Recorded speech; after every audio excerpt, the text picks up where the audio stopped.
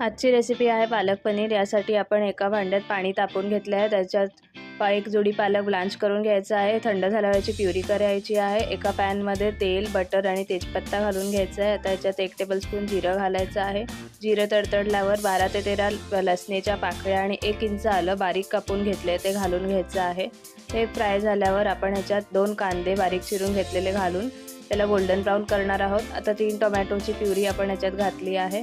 आता आपण ह्याच्यात 1 मूठभर कोथिंबीर घालणार आहोत। मसाले घालायचे आहेत। 1 टेबलस्पून तिखट, 1 टेबलस्पून धणे पावडर, अर्धा टेबलस्पून गरम मसाला, पाव टीस्पून हिंग, हे सर्व घालून याला मस्त परतून घ्यायचं आहे।